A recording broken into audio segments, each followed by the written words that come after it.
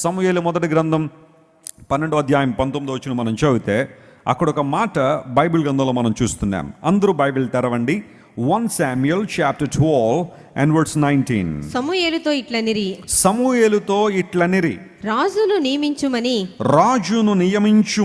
మేము అడుగుట చేత మా పాపములన్నిటినీ మించిన, ఆ మాట అండర్లైన్ చేసుకోండి, మా పాపములన్నింటినీ మించిన కీడును మేము చేసితిమి కాబట్టి మేము మరణము కాకుండునట్లుగా నీ దాసులమైన మా కొరకు నీ దేవుడైన యెహోవాను ప్రార్థించుము. మరి నీ దాసులు అన్నప్పుడు మరి ఆయన దేవుడు వాళ్ళ దేవుడు అవ్వాలి కదా.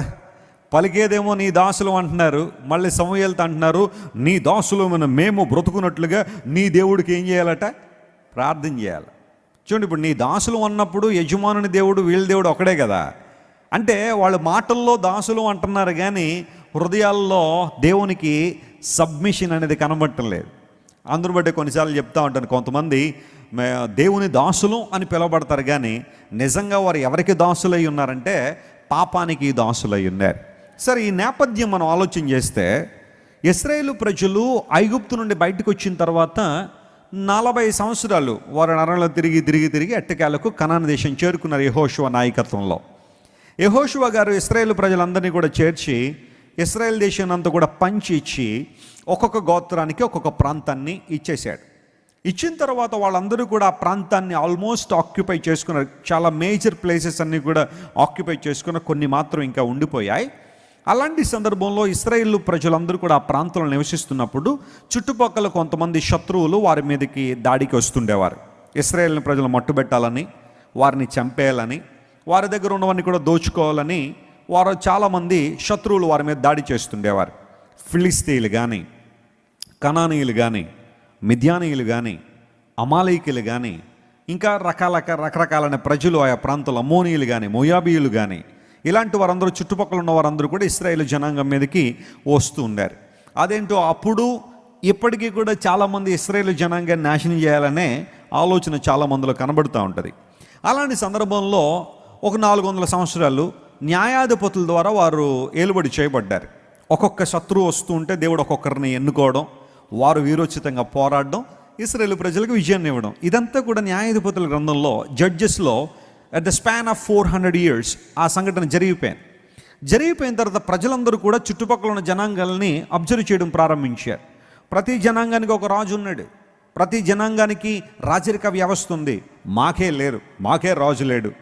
ఏదో సమస్య వచ్చినప్పుడు దేవుడు ఎవరినో ప్రోత్సహిస్తున్నాడు, వాళ్ళు వచ్చి ఏదో మేలు చేస్తున్నారు, కానీ మాకు కాన్స్టెంట్గా ఒక కింగ్ మాకు లేడు, మాకు రాజు ఉంటే బాగుంటుంది అని చుట్టుపక్కల జనాంగాలను చూసి వీళ్ళు వాతలు పెట్టుకోవడం మొదలుపెట్టారు. మాకు కూడా రాజు కావాలి.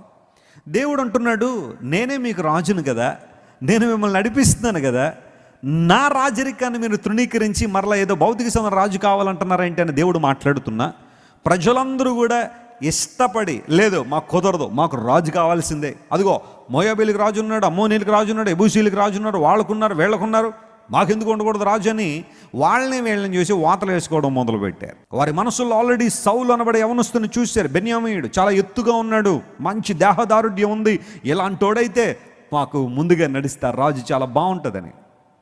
సో అలాంటి ఆలోచనకు సహకరించిన కొన్ని కార్యాలు కూడా అక్కడ ఉన్నాయి. అన్ని ప్రజల్ని తప్పనడానికి కూడా లేదు. అక్కడ జరిగిన కార్యాలు ఏంటంటే గమనించండి పిల్లరా, మంచి తండ్రులకు చెడ్డ పుత్రులు ఉన్నారు బైబిల్లో. అదేవిధంగా చెడ్డ తండ్రులకు మంచి పుత్రులు కూడా ఉన్నారు. అన్నిసార్లు చెడ్డ తండ్రులకు చెడ్డ పిల్లలు పుట్టారనడానికి లేదు. వాళ్ళ స్వభావాల్లో కొంచెం మార్పును చూస్తాం. Eli was a great man of God, చాలా మంచి దైవజనుడే, దేవుని దగ్గర సేవ చేసినవాడు. కానీ అతని 2 కొడుకులు కూడా హొఫ్నై, ఫినెహాస్, వారిద్దరు కూడా దారి తప్పినవారు. వారి యొక్క ట్రాజిక్ ఎండ్ బైబిల్లో మనం చూస్తున్నాం. అయితే అట్ ది సేమ్ టైం సమూయేలుకు కూడా కొడుకులు ఉన్నారట. సమూయేలు న్యాయం తీరుస్తున్నప్పుడు, న్యాయాధిపతిగా ఉన్నప్పుడు సమూయేలు కొడుకులు లంచగొండులై న్యాయాన్ని తిప్పేయడం మొదలుపెట్టారట. అందును బట్టి సమూయేలు కొడుకుల ప్రవర్తనను బట్టి ఇశ్రాయేలు ప్రజలందరూ విసిగిపోయి, ఇంకా మాకు న్యాయాధిపతులు వద్దు, మాకు వద్దు, ఇంకా ఇగో వీళ్ళు న్యాయం తిప్పేస్తున్నారు, లంచగొండలు అయిపోయారు, వీళ్ళు ఇష్టానుసారం జీవిస్తున్నారు, కాబట్టి వీ నీడ్ ఏ కింగ్, మాకు ఒక రాజు కావాలి. అంటే అక్కడ ఉన్న పరిస్థితులు కూడా ఇశ్రాయేలు ప్రజల్ని రాజు వైపుగా కేంద్రీకరించబడడానికి, ఫోకస్ చేయడానికి దోహదపడ్డాయి. గమనించండి ప్రియులారా, అక్కడ జరుగుతున్న కార్యాలు, వాక్య విరుద్ధమైన సంఘటనలు సమూయేలు కొడుకులు చేయడం ద్వారా ప్రజల దృష్టి మరొక ఉద్దేశం కోసం మళ్ళీపోయింది. ఆధ్యాత్మిక సత్యాలు చాలా ఉన్నాయి. అదొక సంఘం గురించి మాత్రమే కాదు, కుటుంబం కోసం కూడా మనం ఆలోచించేయాలి.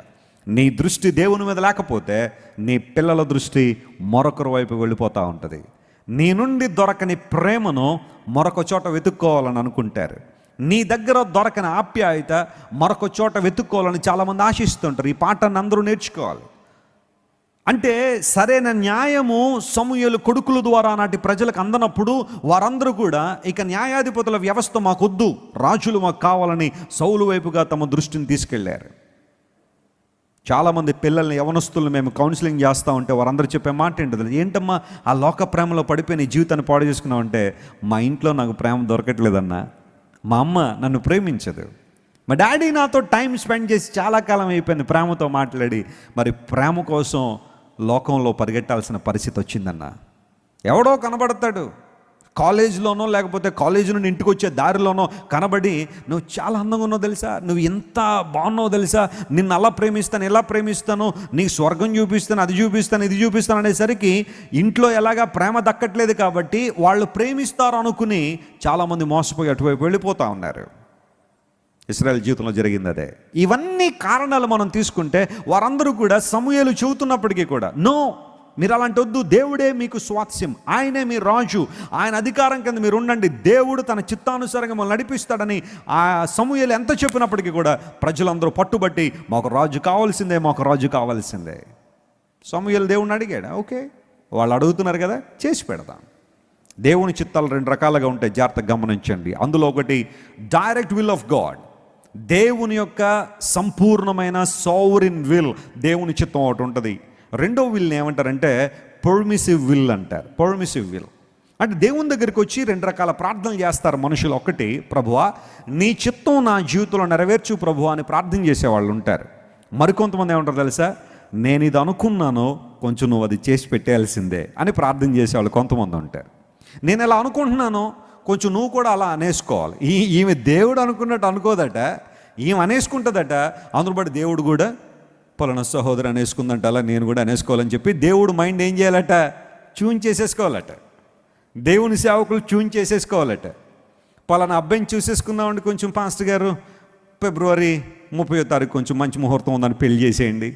ఈమె ఎలా అంటే అలా చేసేయాలట దేవుని సేవకులు, లేకపోతే మీ సంఘానికి రాను అని కొంతమంది ప్రక్కెళ్ళిపోయేవాళ్ళు ఉంటారు. అంటే ఈ రోజులన్నీ కూడా ఎవరికి వాళ్ళు సొంత నిర్ణయాలు తీసేసుకుని ఆ నిర్ణయాలకి అందరినీ ఏం చేస్తూ ఉంటారు, కలిపేస్తూ ఉంటారు. పాస్టర్ గారు కలిసిపోవాలి, దేవుడు కలిసిపోవాలి, అందరూ కలిసిపోవాలన్నట్టుగా. పర్మిసివ్ విల్ అంటే అదే. ఒకడు పట్టుకుని ఇంక అదే నాకు కావాలి, నాకు కావాలి, నాకు కావాలంటే దేవుడు అంటాడు నీకు సావు అంటాడు, అంతే. ఇంకేమంటాడు ఆయన అంటే మనం మాట్లాడుకునే భాషలో చెబుతున్నాను నేను. బిలాం అన్నాడు ప్రభువా వెళ్ళనా అన్నాడు, దేవుడు అన్నాడు వద్దు అన్నాడు. అవునా, ఇంత స్ట్రైట్ ఫార్వర్డ్ చెప్పేసిన దేవుడు అని మళ్ళీ కాసేపు ప్రభువా వెళ్ళనా, ఇందరు చెప్పాను కదా వద్దని, ఇప్పటికిప్పుడే నా ఉద్దేశాలు మారవు కదా. అవునా నాయన, ఓకే. మళ్ళీ డబ్బు మూట పెరిగేసరికి మళ్ళీ ఆశ పెరిగి ప్రభా వెళ్ళనా, అప్పుడేమన్నాడు దేవుడు, ఏంటంటే నేను అన్నాను కదా ఎందుకు మాట అన్నమాట, వెళ్ళాడు. కొన్ని సందర్భాల్లో దేవుణ్ణి మన వైపు తిప్పేసుకోవాలని ఆయన అనుగుణంగా మనం ఆయన్ను మన ఆలోచనలో తీసుకొచ్చేయాలని అనుకుంటాం. దాన్ని పర్మిసివ్ విల్ అంటారు. సౌలు వాస్తవానికి ఇశ్రాయేలు ప్రజల కోరిక మేరకు నియమించబడ్డాడు. దేవునికి ఆలోచన, God has a plan and purpose and God has a timing. దేవునికి ఒక సమయం ఉంది, దేవునికి ఒక ప్రణాళిక ఉంది. నువ్వు నేను సమయ ప్రకారం చేయకపోతామో కానీ మన దేవుడు మాత్రం సమయపాలన ఖచ్చితంగా పాటిస్తాడు. దేవుడు నామమున స్తోత్రం కలుగును గాక. He knows when to do and what to do and how to do. చాలాసార్లు మనం ఎర్లీగా అయిపోవాలనుకుంటాం. చాలాసార్లు చెట్టుకున్న మామిడికాయ వెంటనే ముగ్గిపోవాలనుకుంటాం మనం, కొంచెం టైం ఉంటుంది. కోడి గుడ్డలను పొదగడానికి ఏముంటుంది చెప్పండి, కొంచెం టైం ఉంటుంది. ఒక యవనస్తురాలు పెండ్లి చేసుకున్న తర్వాత గర్భం దాల్చిన తర్వాత ఆ బిడ్డ బయటకు రావడానికి కొంచెం టైం ఉంటుంది. ఆ టైం కాకుండా ముందు వచ్చేసాడు అనుకోండి, వారిని ప్రిమెచ్యూర్ బేబీస్ అంటారు. ఎందుకు ఈ మాట చెబుతున్నాను తెలుసా? God has a perfect timing. దేవునికి ఒక ఆలోచన, ప్రణాళిక ఉంది. కానీ ఇశ్రాయేలు ప్రజలు ఆ ప్రణాళికను త్వరపెట్టాలని, ఎర్లీగా చూసేయాలని ఆలోచన చేసి we need a king. Saul was a people's choice. David was the choice of God. దావీదు దేవుని ఎంపిక, సౌలు ఎవరి ఎంపిక? మనుషుల ఎంపిక. అందును బట్టే బైబిల్ గ్రంథ చరిత్రలో మనం చూస్తే సౌలు అంతకంతకు నీరసిల్లిపోయాను, దావీదు అంతకంతకు ఏమయ్యాడు? ఇక్కడ ఒక ఆధ్యాత్మిక పాఠాన్ని మనం నేర్చుకోవాలి. మ్యాన్ సెలక్షన్ ఎప్పుడు కూడా పైనుండి కిందకి దిగజారిపోతూనే ఉంటుంది, కానీ దేవుని చాయిస్ మాత్రమే ఉన్నతమైన స్థానాలకు ఎగబాగుతూ ఉంటుంది. గట్టిగా చప్పట్లు కొట్టి ప్రభువును మహిమపడదాం. హల్లెలూయా. ప్రజలందరూ వచ్చి ఇక్కడ సమూయేలును అడుగుతున్నారు, మా పాపములన్నిటిని, ఇప్పటిదాకా ఎన్ని పాపాలు అయితే చేసాం వాటన్నిటిని మించిన కీడు ఇప్పుడు మేము చేసాం. ఎలాగో తెలుసా? మా సొంత ఆలోచనలు బట్టి మేము రాజును కోరుకుని ఇబ్బంది పడ్డాం. అందును బట్టి మేము మీ దాసులం కాబట్టి నీవు మీ దేవుడి దగ్గరికి వెళ్ళి ఏం చేయాలా? మొర్రపెట్టు అని వారు ప్రార్థన చేయడం ప్రారంభించారు. వాళ్ళ చాయిస్ ఫెయిల్ అయిందని తెలిసిపోయింది. Saul was a failure in the Bible. అతని బిగినింగ్ చాలా బాగుంది, సౌలు యొక్క ప్రారంభం చాలా బాగుంది. కానీ రాను రాను రాను రాను సౌలు యొక్క ఆధ్యాత్మిక పతనాన్ని బైబిల్ గ్రంథంలో మనం చాలా క్లియర్గా మనం చూస్తూనే ఉన్నాం. ప్రభునందు ప్రియులారా, నీ చాయిస్ ఎప్పుడు క్షీణించిపోయేదే, కానీ దేవుని చాయిస్ మాత్రం ఎప్పుడు కూడా అభివృద్ధి చెందేది. హల్లెలూయా. నేర్చుకోవాల్సిన సత్యం ఇదే. మన జీవితాల్లో దేవుని చిత్తానికి మన జీవితాలు కనెక్ట్ చేద్దాం. ఆయన చిత్త ప్రకారం మనం జీవిద్దాం. కంటికి కనబడేదంతా ఆశించొద్దు. కంటికి కనబడే ఆకర్షణలో పడిపోయి ప్రతి విషయంలో దేవుని చిత్తానికి దూరం అవ్వద్దు. ప్రియ సహోదరి, ప్రభు నేను ప్రేమిస్తున్నాడు, గొప్ప కార్యాలు నీ జీవితంలో చేయాలని కోరుతున్నాడు. కాబట్టి అక్కడ ప్రజలందరూ కూడా అడుగుతున్నారు, అయ్యా మేము తప్పు చేసాం, మమ్మల్ని క్షమించండి, పాపములన్నింటినీ మించిన కీడు మేము చేశాం కనుక దయచేసి మా నిమిత్తం దేవుని సన్నిధిలో వేడుకో అని అక్కడున్న ప్రజలందరూ కూడా ప్రార్థన చేయడం ప్రారంభించారు.